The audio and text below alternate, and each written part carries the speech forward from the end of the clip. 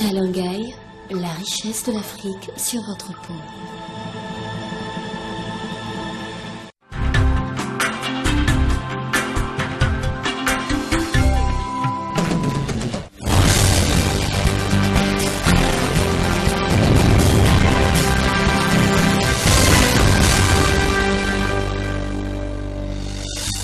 Bonsoir à tous. À la une de ce journal, le Conseil constitutionnel soulève déjà une vague de critiques au Cameroun.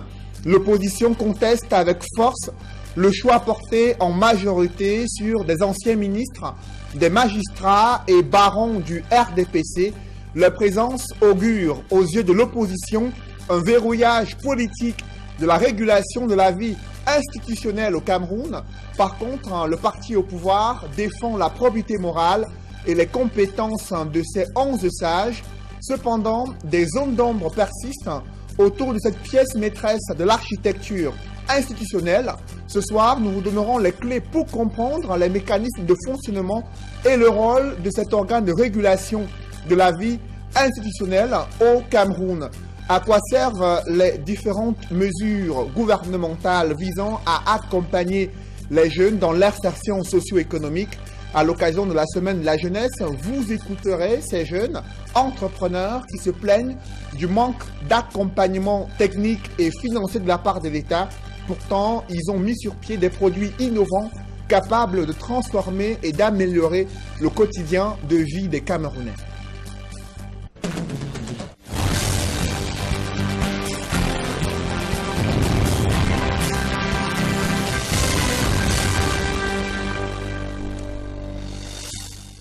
Merci de suivre cette édition complète de l'information sur Equinox Télévision. C'est toujours la joie parmi les membres du Conseil constitutionnel qui ont été nommés hier après-midi lors d'un décret présidentiel. Lekene Donfak, professeur d'université qui a été célébré de retour chez lui. Il a appris la nouvelle alors qu'il était en train de donner cours à l'université du côté de Yaoundé. Nos reporters sont rendus à sa résidence. Ambiance riche en couleurs. C'est un reportage signé Ike Cyril.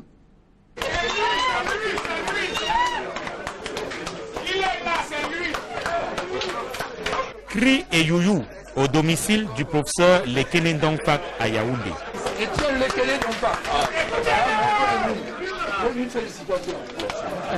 Le décret est tombé. Comme qui dirait, Étienne Charles Lekene Donfak est nommé membre du Conseil constitutionnel.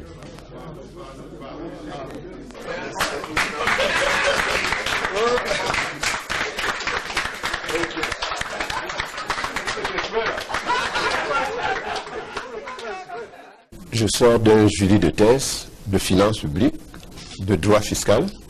J'étais en compagnie du professeur Bipoum, qui est mon professeur, qui a aussi été nommé membre du Conseil constitutionnel.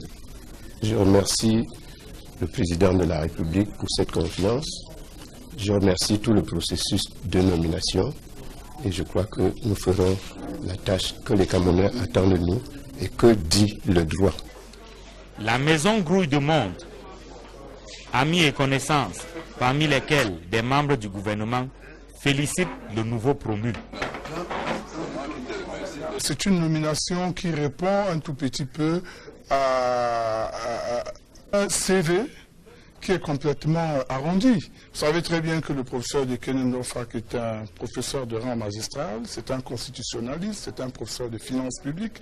Et en plus, il a été, en plus d'être enseignant de haut vol des universités, il a été ministre. Et puis ministre d'État, et enfin député de la nation. Donc il sait à peu près ce qu'il attend au Conseil constitutionnel comme tâche à accomplir. Au regard de son CV, le professeur Lekene Donfak a le profil de l'emploi. Nommé membre du Conseil constitutionnel, il est conscient de la mission qui l'attend. Pour la tâche qui nous attend en tant que constitutionnaliste, je sais ce que je dois faire. Je sais ce que le Conseil constitutionnel a comme attribution. Donc la question ne se pose pas. Universitaire, juriste constitutionnaliste, le professeur Étienne Charles Lekene Donfak a été député de la Nation et ministre de la République. Il a été notamment ministre de la Ville et ministre d'État en charge du développement urbain et de l'habitat jusqu'en 2006. Alors que le décret le nommant membre du tout premier Conseil constitutionnel du Cameroun était lu à la radio, il dirigeait les travaux de ses étudiants à l'université de Yaoundé 2 à Soa.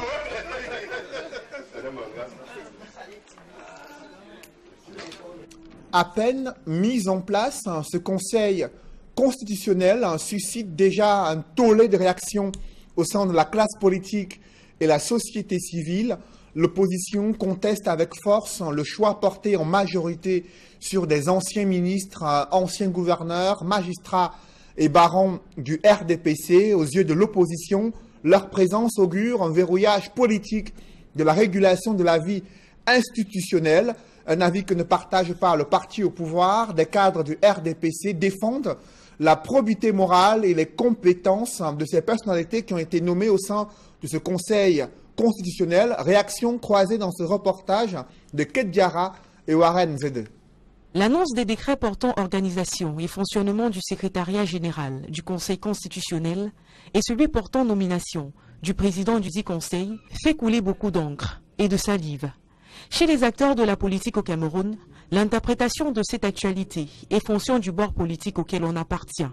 Pour Aïe Sible Salah, militant au sein du Rassemblement démocratique du peuple camerounais, il s'agit d'une preuve du respect de ses engagements par le président de la République, qu'il y a moins de 2 mois, annonçait l'accélération de la mise en œuvre des institutions de l'État. Il a dit que cette année, on va accélérer la mise en place des institutions. Ça ne fait pas 2 mois. Il nous surprend. Les gens qui spéculent sur sa santé, je ne sais pas qu'est-ce qu'ils vont encore inventer. Donc c'est une très bonne chose pour le Cameroun et pour son parti. Du côté de l'opposition, par contre, la mise en place du Conseil constitutionnel, bien qu'appréciée, n'est pas vue d'un très bon œil. Selon Bruno Defou, président national du MODECNA et coordonnateur de la COASIC, il pourrait bien s'agir de la fin d'un régime. Nous n'avons pas de précision là-dessus, mais certains bruits nous font comprendre que ce Conseil constitutionnel n'est pas mis en place par le président de la République, mais par les proches du président qui ont décidé de mettre un arbitre ou bien de mettre un surveillant particulier sur la personne, la deuxième personnalité de la République, dont le président du Sénat. Alors que dans l'opposition on digère mal le fait que le président de ce conseil ne soit pas un anglophone, pour Bruno Defou, le problème est ailleurs. Aucune nomination, aucun poste, selon lui, ne saurait résoudre le problème anglophone qui est bien plus profond. Je suis convaincu que toutes ces personnes n'ont pas besoin forcément qu'on nomme un de leurs à la tête d'une institution pour pouvoir vivre et profiter socialement de l'économie du pays. Ils n'ont pas besoin de ça.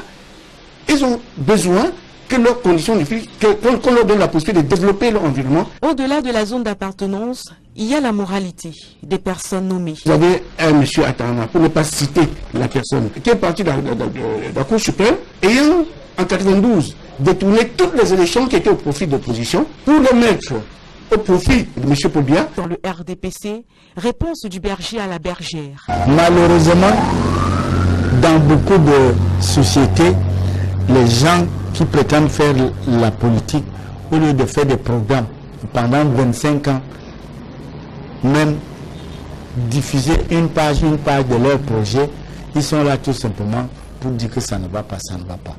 Bon, c'est une chanson, un disque qui tourne sur place. Le Conseil constitutionnel, à l'instar des autres institutions de l'État, se positionne alors comme un sujet qui fâche, une autre pomme de la discorde. Au-delà de ce Conseil constitutionnel, l'architecture institutionnelle du Cameroun reste encore confrontée à l'absence des conseils régionaux et la Haute Cour de justice. Ce sont 2 institutions prévues dans la Constitution de janvier 1996. 22 ans après, elles n'ont pas encore été mises en place. Ces 2 institutions, pourtant, elles doivent participer à l'amélioration et l'assainissement de la vie publique au Cameroun. Reportage Nadine Guangfo et Julienne Berthe-Bissaye. Le Conseil constitutionnel est créé par la loi numéro 96/06 du 18 janvier 1996 portant révision de la Constitution du 2 juin 1972 et modifiée par la loi numéro 2008/001 du 14 avril 2008.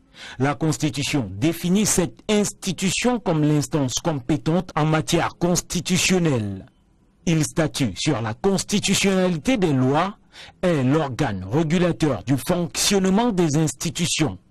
Le Conseil constitutionnel, dans ses attributions, statue souverainement, au-delà de la constitutionnalité des lois, sur les traités et accords internationaux, les règlements intérieurs de l'Assemblée nationale et du Sénat, les conflits d'attribution entre les institutions de l'État, entre l'État et les régions, et entre les régions. L'article 48 de la Constitution stipule que le Conseil constitutionnel veille à la régularité de l'élection présidentielle, des élections parlementaires ainsi que des consultations référendaires. Il proclame les résultats de ces consultations. Vous êtes désormais fixé sur le rôle et le fonctionnement du Conseil constitutionnel dans ce reportage d'Éric Marcel Ndjomo, mais des hommes avertis, des observateurs avertis de la scène politique estiment qu'il reste encore des institutions à mettre en place prévues dans la Constitution de 1996. Il s'agit des conseils régionaux et la Haute Cour de justice. Des précisions et explications dans ce reportage de Nadine Guanfo et Julienne Berthe-Bissaille. La mise sur pied du Conseil constitutionnel par le président de la République le 7 février 2018 ne comble pas le vide des dispositions pertinentes de la dite Constitution. 22 ans après la promulgation de la loi du 18 janvier 1996, l'on note quelques dispositions jusqu'ici non appliquées. Sur le plan institutionnel, on peut observer que les conseillers régionaux n'ont pas été élus. Notre loi fondamentale du 18 janvier 1996 prévoit la progressivité de la mise en place des institutions. Et sur ce plan, nous avons déjà mis en place depuis 2013 l'institution sénatoriale et depuis hier, c'est-à-dire 7 février 2018, l'institution constitutionnelle, c'est-à-dire la Cour constitutionnelle. Ce qui reste donc à mettre en place, qui est prévu par la loi constitutionnelle, c'est justement l'institution régionale. C'est-à-dire qu'il faudrait l'élection du président du conseil régional. Vous savez, pour cela, il faudrait que ce soit un autochtone. Il y a les notions d'autochtonie, de allojonie, ce qui peut mettre en cause, l'égalité de tous devant les charges de l'État ou bien devant les biens de la République. Comme en 2013, c'est essentiellement les conseillers municipaux qui vont voter les sénateurs. Et pourtant, la Constitution prévoit que ces derniers soient votés par les conseillers municipaux et régionaux. Des conseillers régionaux issus des élections régionales dont la date n'est pas encore connue. Sur le plan législatif, l'article 66 de la Constitution qui a fait l'objet d'une loi portant sur la déclaration des biens et avoirs n'est toujours pas appliqué. Vous savez, l'article 66, c'est le véritable baromètre de la lutte contre la corruption au Cameroun, mais curieusement, ça n'a toujours pas été mis. C'est peut-être ce qui peut justifier que cette corruption continue d'enfler et de s'enfler au fur et à mesure, parce que justement cet article n'a pas encore été mis en place. Et pour que cet article soit mis en place, il faudrait qu'il y ait un décret du président de la République qui nomme justement les structures chargées de la mise en œuvre de cette lutte, et il faudrait un décret d'application du Premier ministre qui viendra indiquer de manière détaillée comment fonctionnera ces commissions qui seront mises en œuvre par les décrets du président de la République. Une autre institution de cette loi qui n'a pas encore été mise en place est la Haute Cour de justice, compétente pour juger les actes accomplis dans l'exercice de leurs fonctions par le président de la République en cas de haute trahison, le Premier ministre, les autres membres du gouvernement et assimilés. Ils sont les 11 gardiens de la régulation de la vie institutionnelle au Cameroun, anciens ministres, anciens gouverneurs, magistrats, qui viennent d'être portés au sein de ce Conseil constitutionnel. Tous sont considérés comme des apparatchiks du régime de Yaoundé. Vont-ils servir l'État du Cameroun ou alors le régime Biya? Élément de réponse dans ce reportage de Guy Zogo. Je vous parlais donc de ce reportage de Guy Zogo sur l'analyse des politologues sur la mise en place de ce Conseil constitutionnel composé essentiellement d'anciens ministres des magistrats, anciens gouverneurs dont le parcours politique et professionnel sont réputés proches du régime Biya. Vont-ils servir l'État du Cameroun ou alors le régime de Yaoundé? Élément de réponse dans ce reportage. L'organisation du Conseil constitutionnel et la nomination de ses membres soulèvent la question du timing choisi par le chef de l'État.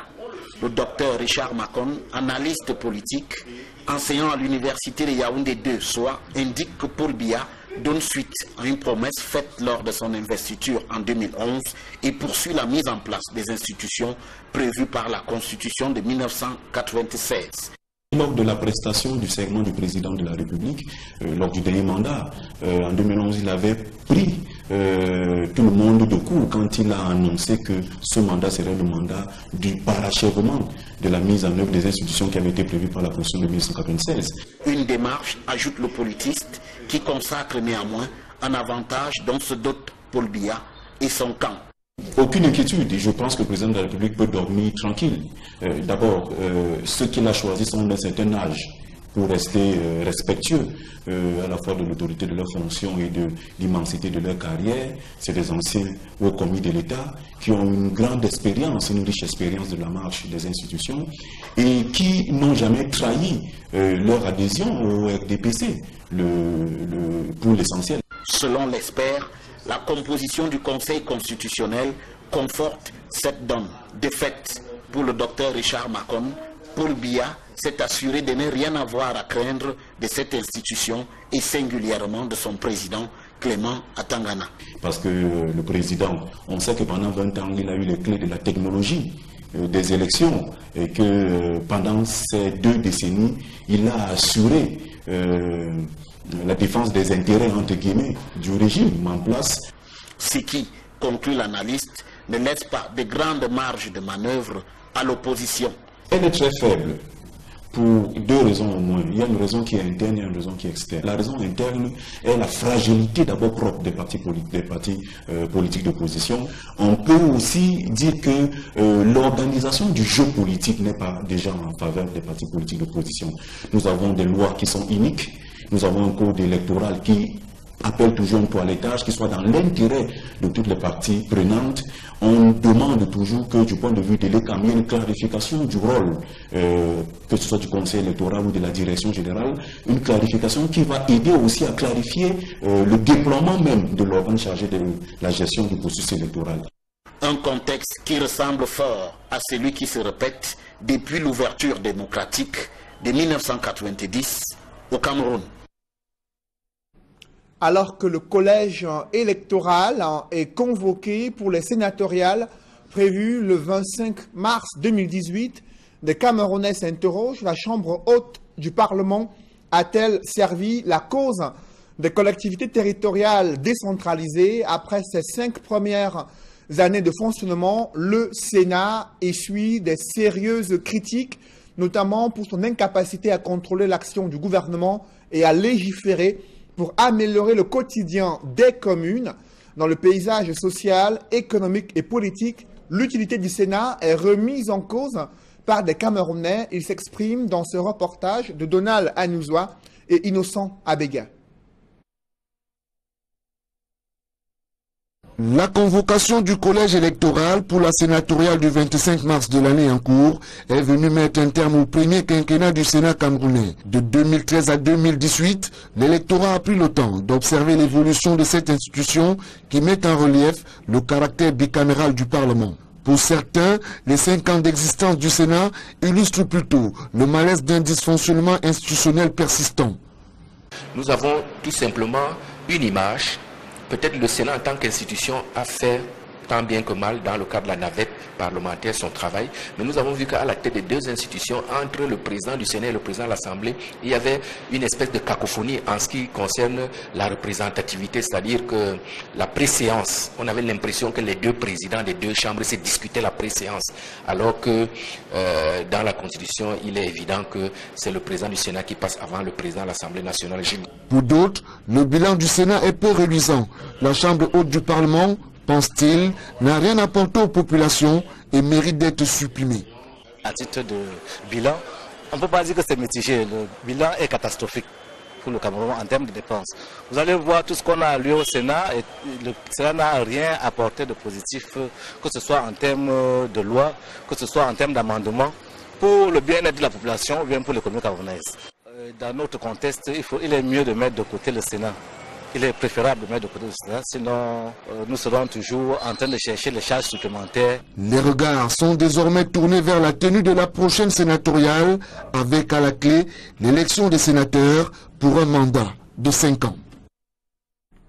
Et parmi le collège électoral convoqué, des conseillers municipaux sont appelés le 25 mars 2018 à choisir les 70 sénateurs sur les 100 qui constituent le Sénat.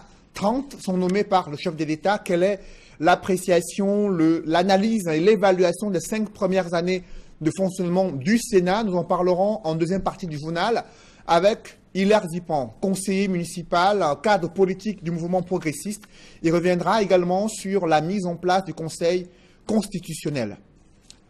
Dans l'actualité, un incendie s'est déclaré autour de midi ce jeudi au sein de la recette des finances à Bonanjo, quartier administratif de la ville de Douala. Les flammes ont consumé plusieurs bureaux. Les édifices environnants ont failli être attaqués.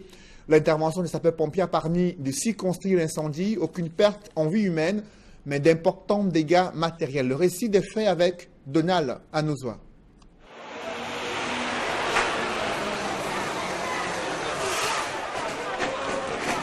La furie des flammes a été sans pitié pour une partie du bâtiment qui abrite les services de la recette des finances du littoral situé à Bonanjo. Les occupants de l'immeuble évacués d'urgence dès l'entame de l'incendie vont lancer l'alerte qui va amener sur les lieux le corps des sapeurs-pompiers, autorités administratives et les forces du maintien de l'ordre venues contenir la foule de curieux présents sur le site. Au pied et à l'intérieur de l'édifice, les sapeurs-pompiers s'activent à circonscrire le feu qui menace d'atteindre les installations électriques. Au bout d'environ 3 quarts d'heure, l'ennemi est vaincu et l'on en vient au premier constat. Nous avons trouvé toute la carrière d'escalier qui était embrasée. Les premiers bilans fait état des compteurs électriques et la carrière d'escalier qui a fait un appel d'air. Et le premier bureau qui est à l'étage, c'est le seul bureau qui a été touché. Donc il n'y a pas de dégâts, il n'y a qu'un seul bureau et c'est le bureau, il y a beaucoup de papiers, je suppose que c'était les archives, ce n'est que ça qui a été touché. Vous pouvez le constater, le feu a été maîtrisé à l'heure actuelle, il y a plus de peur que de mal. On ne peut pas déterminer l'origine, je pense que l'enquête qui sera ouverte à ce sujet pourra déterminer avec exactitude l'origine de cet incendie. Le sous-préfet de l'arrondissement de Douala 1er, qui n'a rien manqué de la bataille avec le feu, fait savoir que le pire a été évité de justesse. Les flammes ont été circonscrites et maîtrisées par l'intervention prompte des sapeurs-pompiers. L'enquête est désormais ouverte pour déterminer les circonstances exactes de l'incendie survenu en plein midi à la recette des finances du littoral.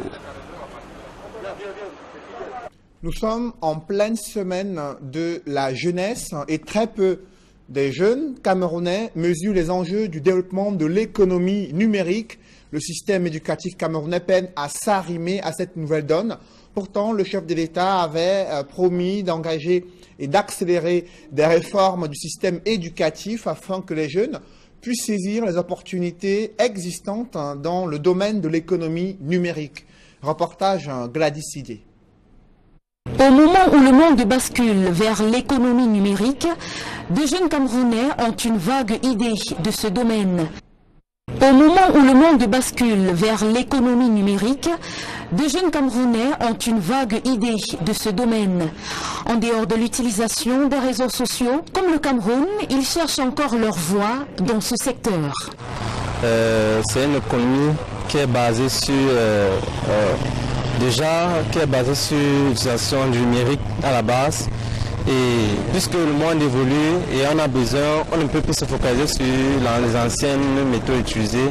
C'est une économie basée plus sur le numérique, comme ça le dit, donc minimiser les coûts d'achat, transport, déplacement, faciliter certains traitements de certaines tâches qu'on devait faire. Donc l'économie numérique est plutôt basée sur ça. Nous sommes allés à la rencontre d'un expert dans le domaine qui présente les atouts de l'économie numérique. Véritable catalyseur de la croissance économique et essentiel pour l'amélioration de la qualité de vie des populations à l'ère du numérique. On a tendance souvent à réduire l'économie numérique à son volet e-commerce. Évidemment, c'est beaucoup plus large que ça. Il y a des services, il y a des produits, il y a des parties qui ne sont pas visibles par un utilisateur lambda. Par exemple, quand vous demandez votre acte de naissance par Internet dans un pays donné, on est en pleine économie numérique, mais vous ne voyez pas tout ce qu'il y a derrière. Lorsqu'on archive, par exemple, certaines données sur la nationalité des Camerounais, ça se passe via des systèmes numériques, et donc on est en pleine économie numérique, mais ça, le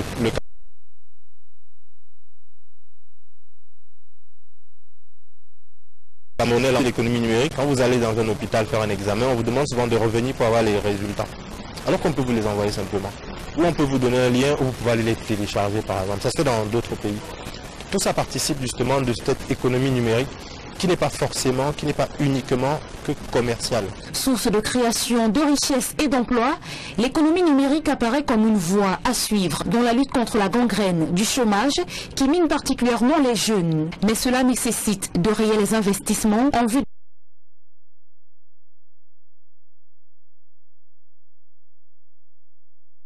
de FAC qui devrait assurer 50 000 emplois en 2020.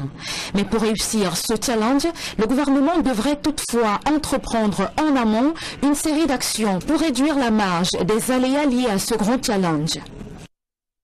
Quelle est justement la portée des initiatives gouvernementales destinées à la promotion des jeunes Camerounais? Malgré la conception et la fabrication des produits innovants, des jeunes Camerounais sont cantonnés à des foires d'exposition le temps de la semaine de la jeunesse pour démontrer leur capacité à contribuer au développement économique.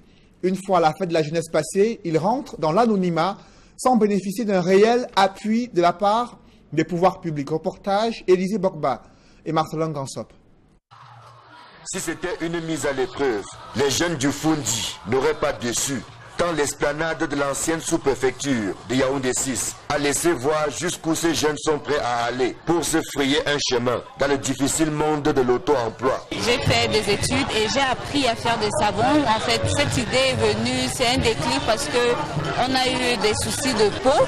Des plaques d'art, s'éteignent, tout ça. On se dit, mais attends, on a cette capacité de faire un savon qui peut traiter un souci dans la société.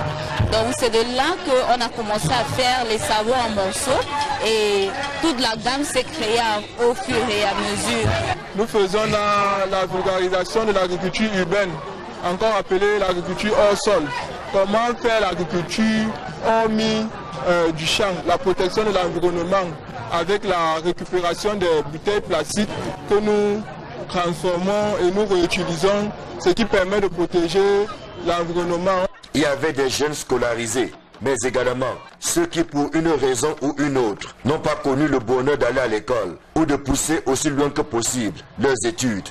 Les centres multifonctionnels et autres structures gouvernementales sont disposés à leur donner une chance de pouvoir s'insérer dans la société. Ici, aujourd'hui, vous voyez des décoratrices. Elles sont en train d'utiliser, de revaloriser des objets récupérés, des objets qui vont leur permettre d'avoir immédiatement des petits revenus susceptibles de les aider à s'occuper de leurs enfants régulièrement. Elles ont de l'argent sans plus se prostituer, sans dépendre de quelqu'un.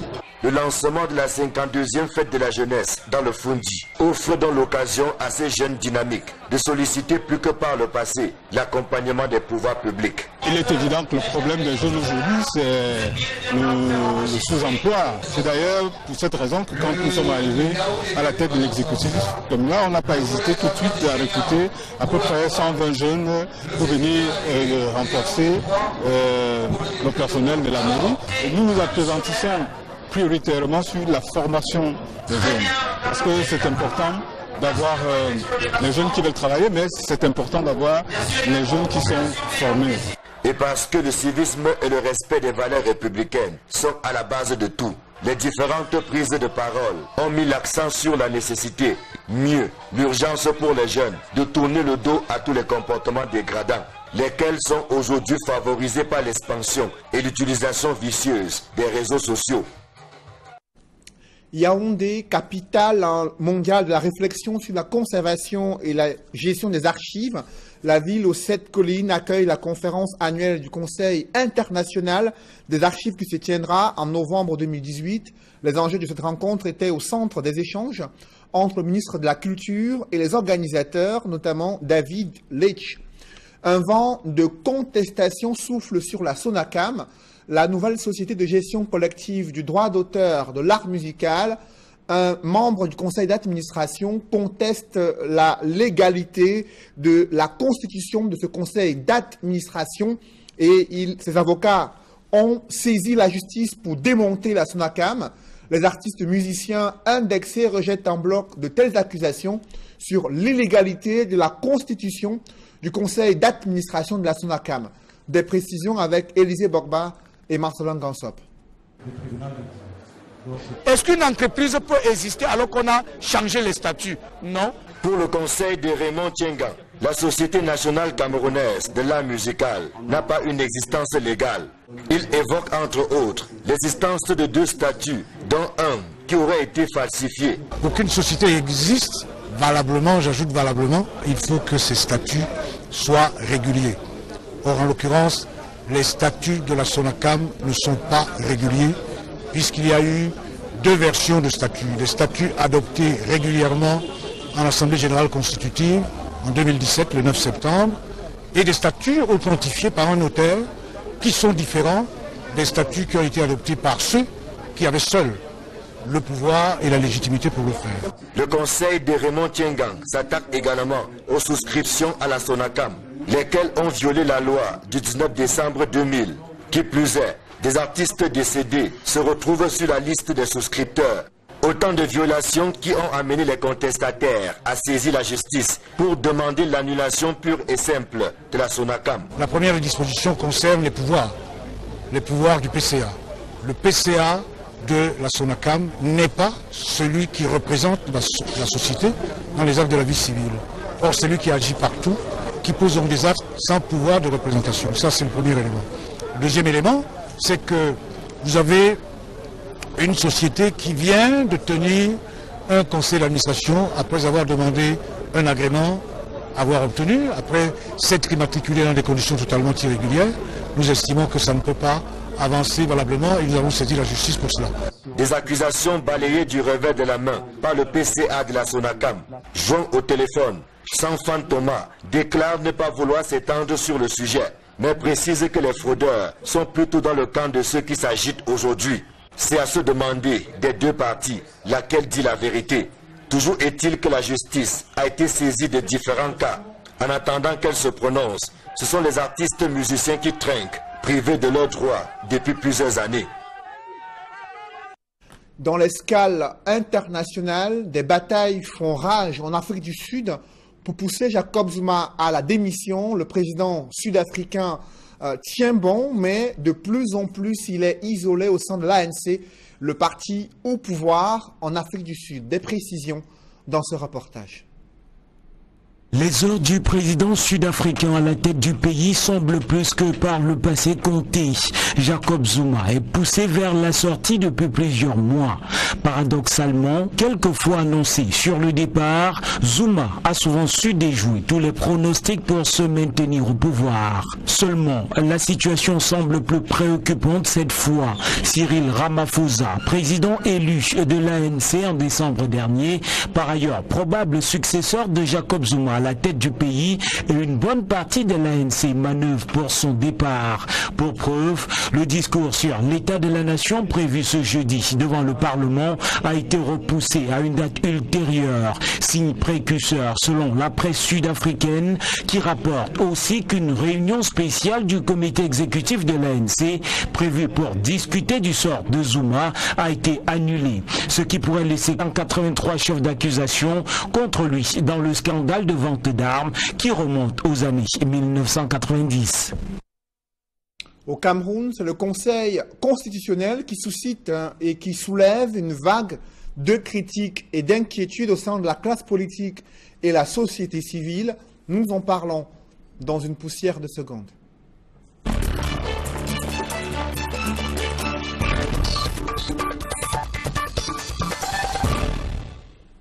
Sur ce plateau, Hilaire Zipan, bonsoir. Bonsoir. Vous êtes cadre politique du mouvement progressiste, un conseiller municipal à Douala-Premier. Vous avez suivi la mise en place du Conseil constitutionnel avec Clément à Tangana comme président de cet organe de régulation de la vie institutionnelle. Comment vous appréciez cette décision du chef de l'État? Je pense que la télévision Equinox a fait large écho de la manière où la désignation où le décret doit être signé. Et je crois savoir ici que je ne rappelle pas, si vous êtes d'accord avec moi, qu'il y a des dispositions légales qui encadrent la nomination, bien entendu, de ces 11 membres. Pour ce qui est de ce Conseil constitutionnel, je pense que c'est son rôle qui doit être extrêmement important. Je pense que c'est ce qu'il faut retenir. Mais avant cela, il faut noter que parmi les 11 membres, beaucoup sont très proches du président de la République. Parce qu'il n'a pas essayé de renouveler le personnel qui a tout autour de lui. Et l'on constate que le plus jeune membre semble être Jean-Baptiste Baskouda, qui a été pendant très longtemps directeur général, conseiller technique et à la limite ministre, pour ne pas dire sénateur. Il faut dire aussi qu'également que parmi ces membres-là, il y a un membre du bureau politique du RDPC, à savoir Emmanuel Bondé, qui a été élu au dernier congrès, précisément en septembre 2011. Comme membre titulaire du bureau politique. Vous avez Foumanakam, qui est un conseiller qui a pratiquement vu toute la carrière des magistrats qui sont en place pratiquement se dérouler. Et vous avez certainement des sécurocrates comme l'ancien gouverneur de l'extrême nord, et bien entendu Amadou Tidjani, qui est connu comme un homme à poigne.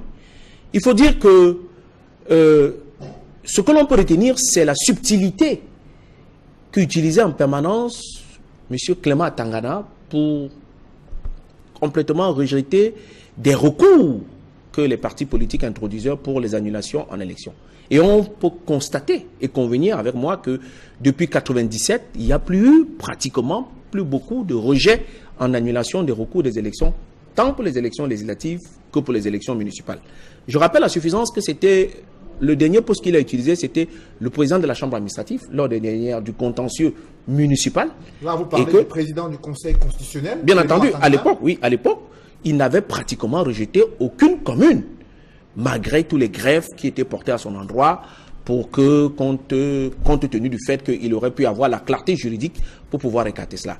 Mais c'est le personnel avec qui il faut faire. Mais je crois que ce que les téléspectateurs doivent retenir, c'est l'importance de cet organe. Parce que cet organe constate, bien entendu, le bon fonctionnement des institutions. Et là, je vais dire très clairement à M. Clément Tangana, avant qu'il ne prête fonction devant le Parlement, que les dispositions de l'article 7 de notre Constitution, alinéa 4, interdit au président de la République de postuler à toute autre fonction élective publique que celui d'être président de la République. Autrement dit, le président de la République ne peut plus être président national du RDPC, parce que c'est une fonction publique élective. Disposition article 4. Vous êtes en train de préparer déjà un dossier dans ce sens. Vous voyez, déposer à ce Conseil constitutionnel concernant à la fois la position du président de la Paul Biya, qui est en même temps président national du RDPC. Voilà. Donc vous voyez qu'il y a déjà de la matière. Parce que à l'époque, la Cour suprême nous laissait entendre qu'il statuait seulement en tant que Conseil constitutionnel pour un délai précis. Maintenant qu'il y a le Conseil constitutionnel, je pense que ça c'est le premier dossier, donc contrainte pour le bon fonctionnement de nos institutions, demander au président de la République d'être seulement président de la République et non en même temps président national du RDPC, parce que c'est une fonction publique élective et les dispositions de l'article 7 alinéa 4 le lui interdit. Lorsque vous évoquez la proximité de ces membres du Conseil constitutionnel avec le pouvoir en place, est-ce que vous avez les garanties nécessaires que les différents dossiers qui vont être gérés par ce Conseil pourront être gérés avec indépendance, avec neutralité? On ne jugera que le maçon au pied du mur. Je pense que voilà déjà le premier dossier que nous allons verser à l'endroit de ce Conseil constitutionnel. Mais il y a aussi une autre importance extrêmement capitale. C'est que la saisine du Conseil constitutionnel, elle est bien précise. Elle est faite soit par le président de l'Assemblée, soit par le président de l'Assemblée, soit par un tiers, soit des députés, soit des sénateurs, soit par les présidents régionaux. Et là, c'est très important. les présidents régionaux. Or, à l'heure actuelle, nous n'avons pas de régions, donc ça veut dire que si nous avons pensé que la Constitution de 18 janvier 1996 devrait en principe avoir tous ces outils de fonctionnement, il aurait été préférable que les régions se mettent avant le Conseil constitutionnel. Est-ce que le chef de l'État a pris de court les Camerounais lorsque dans son discours du 31 décembre 2017, il s'engage à l'accélération du processus de décentralisation? Presque tout le monde voit dans le viseur la mise en place des conseils régionaux et en février 2018, il y a à peine 24 heures, il a mis en place le Conseil constitutionnel sans évoquer les conseils régionaux. Oui, il faut dire que le calendrier n'était pas favorable à ce que le président de la République puisse dépasser le cap du 28 février 2018. En ce sens qu'il n'y avait aucune disposition légale qui lui permettait pratiquement de proroger le mandat des sénateurs. Toutefois, le président de la République a estimé qu'il était bon qu'il prenne les gens un peu de court, compte tenu du fait du climat et du développement qui se présentait sous peu devant lui. Vous savez bien que la crise anglophone, elle est criarde. Vous savez que Boko Haram est de l'autre côté. Vous savez bien que les partis politiques sont en train de s'organiser plus ou moins, même si la stratégie ne semble pas adouber notre sentiment. Mais il va sans dire que devant ces situations, il fallait prendre les gens de court. Et là, je pense que là, il a joué en tant qu'un politicien habile, la capacité de pouvoir transcender toute l'énergie que les partis politiques avaient pour les obliger à certains estiment qu'il y a de la précipitation dans les décisions qui viennent d'être prises au regard du contexte sécuritaire, également le contexte socio-politique du Cameroun, 22 ans après ce Conseil constitutionnel qui arrive à la surprise générale de tous les acteurs sociaux et politiques.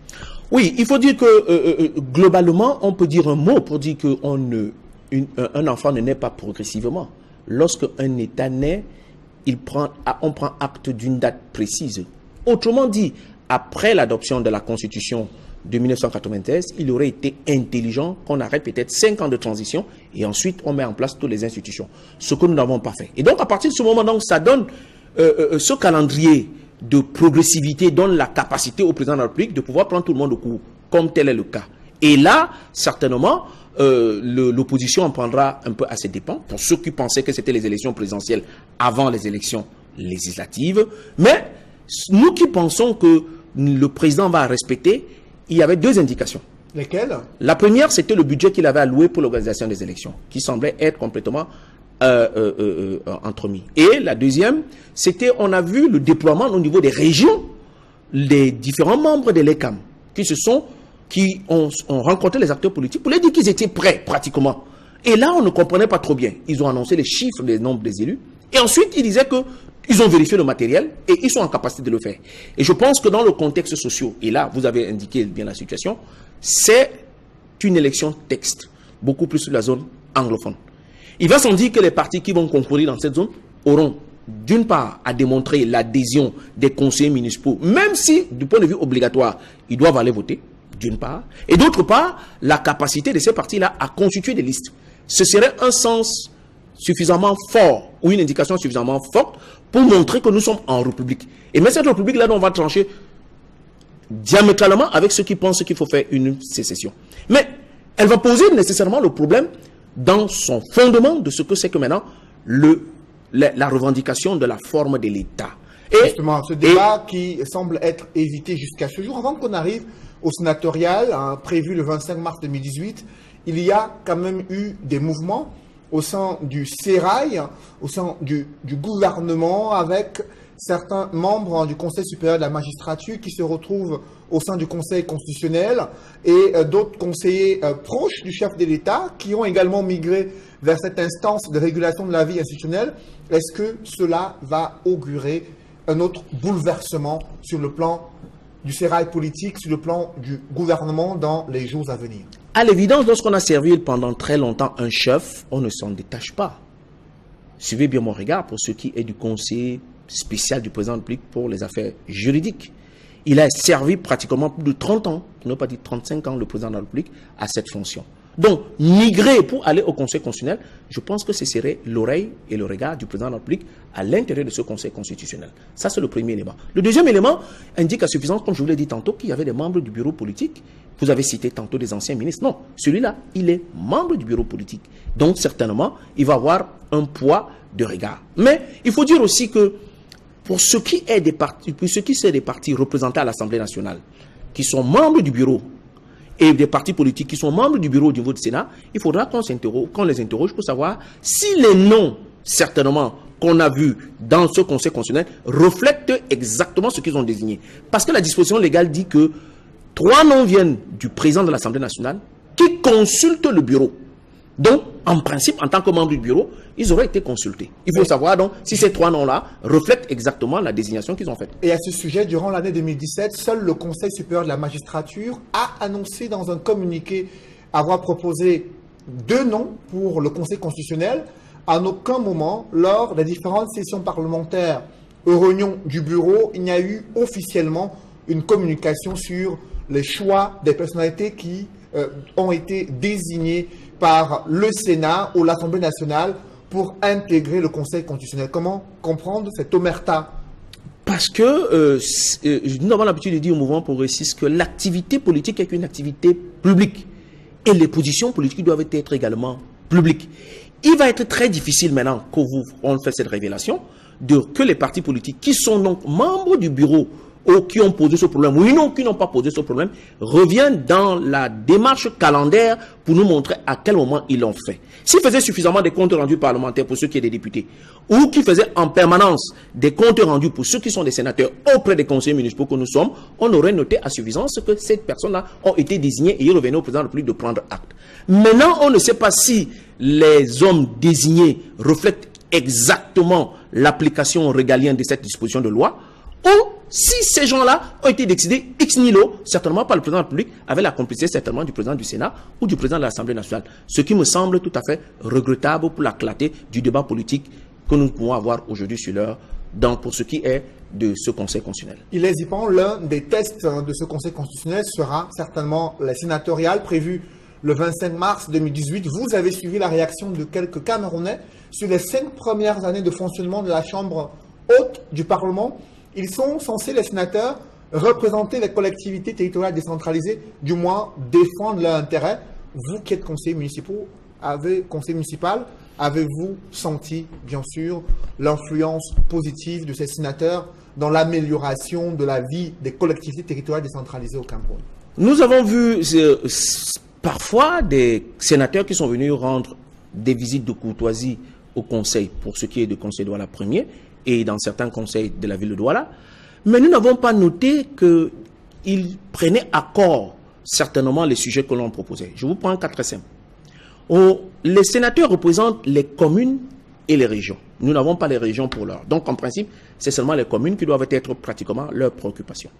Comment comprendre que devant vous, dans un reportage que vous avez fait en longueur de journée, que des délégués du personnel sont complètement mis hors de leurs emplois au niveau de la communauté urbaine de Douala, et que les sénateurs, qui sont les sénateurs de la région, ne puissent pas se saisir de ce dossier? C'est complètement regrettable. Et je pense que ces délégués du personnel ont fait une démarche auprès de ces sénateurs-là. Vous n'avez pas vu le problème être porté au niveau du Sénat pour que ces délégués du personnel puissent retrouver leur emploi en violation des dispositions légales. C'est extrêmement regrettable. Maintenant, on peut se dire que c'était la première année et c'était l'année test. Mais il n'y a pas de période expérimentale en politique. Une fois que vous avez pris fonction, ce n'est pas parce que vous n'êtes pas habile ou vous n'êtes pas préparé que vous ne devez pas être censuré. Cela donc indique que la campagne que c'est certainement ces sénateurs vont nous présenter devra donc être accompagnée d'un bilan. Un bilan qui montre que l'efficacité du Parlement bicaméral, qui montre à suffisance que le Sénat a toute sa place. Or, pour l'heure, nous ne pensons pas qu'elle a toute sa place. Pourtant, on a vu quelques escamouches. Ils estiment qu'ils ont contrôlé l'action du gouvernement, légiféré sur les projets de loi qui ont été soumis par les membres du gouvernement et que, bien sûr, le président du Sénat joue un rôle clé en cas de vacance du pouvoir et bien sûr d'une potentielle transition pour respecter la Constitution et organiser des élections si jamais le président actuel venait à être dans la capacité de continuer à diriger le pays. On a vu quelques actes de charité de ces sénateurs-là, et principalement du président de l'Assemblée ou de l'Assemblée nationale et même du Sénat. Quelques actes de charité. Mais on ne demande pas la charité, on leur demande la solidarité. C'est-à-dire qu'ils apportent des actions qui les permettent de pouvoir avancer. Je vais vous prendre un cas très simple. Les communes à l'heure actuelle ont des difficultés à trouver de la trésorerie. Et vous savez bien que la Banque des communes, qui est le FECOM, est complètement sur le coupé du ministre de l'administration territoriale, qui est en même temps le président du conseil d'administration. Qu'est-ce que les sénateurs ont fait pour que les communes puissent retrouver la vitalité financière pour pouvoir financer certainement leurs actions? Et là, donc, par conséquent, quand ils viendront, on leur posera des questions pour savoir. Mais, comme on est conseiller municipal d'un parti politique et la discipline commande, il va sans dire certainement, en prélude de cette élection-là, que sur papier, certainement, le RDPC a pratiquement les 70 conseillers, les 70 sénateurs, tels que ça va être voté par les conseillers municipaux. Cela m'augure qu'il faudra donc une touche favorable, une prise de conscience réelle à l'opposition, du moins pour tous ceux qui ont des conseillers municipaux, de se retrouver très rapidement pour essayer de voir d'une manière cohérente comment on peut aborder cette situation-là. Sinon, on ne pourra pas aborder. Concernant ces sénatoriales, certains estiment qu'il fallait d'abord renouveler le personnel politique au sein des exécutifs municipaux avant d'aller au sénatorial, comme c'était une revendication qui avait eu lieu en 2013. Lorsque les sénatoriales se sont déroulées en avril, après les législatives sont intervenues, les municipales sont intervenues vers septembre, octobre 2013. Est-ce que vous partagez ce point de vue qu'il y a d'abord un préalable, qu'il y a un ordre établi dans le cadre des élections, d'abord les municipales, législatives, sénatoriales, et ensuite la présidentielle? En principe, ça devrait fonctionner de cette manière-là. Mais ce n'est pas le cas. Maintenant, je ne pense pas que je suis un féru du droit pour savoir toute la subtilité qui consiste à dire qu'une fois qu'un conseiller municipal a son mandat qui se termine dans 10 jours, il ne puisse pas poser des actes qui sont dans les règles ou qui sont dans sa compétence. Vous allez avoir certainement ce conseil constitutionnel qui va prêter serment devant le Parlement, c'est-à-dire que devant les députés et les sénateurs réunis. Et donc, le président qui va lire le discours d'intronisation de ce conseil constitutionnel va être le président du Sénat. Et ce président du Sénat, quelques mois après ou quelques semaines après, il faudra bel et bien qu'on le renouvelle. Est-ce que ce serait le même qui va être reconduit au niveau du perchoir comme deuxième personnalité de l'État, ou est-ce que ce ne serait pas le même? Vous voyez que le président de la République tient là toutes les cartes pour pouvoir dribbler le jeu politique et attirer par devers lui quelques partis politiques qui sont certainement en mal de reconnaissance dans la mangeoire. Merci Hilaire Zipon pour toutes ces précisions. Je rappelle que vous êtes cadre politique du mouvement progressiste, également conseiller municipal à Douala-Premier. Mesdames, messieurs, c'est la fin de ce journal. Merci de l'avoir suivi. Restez sur Equinox Télévision juste après cette édition du 20h, l'émission Regard Social présentée par Flavien Valodongo. Bonne soirée sur Equinox Télévision.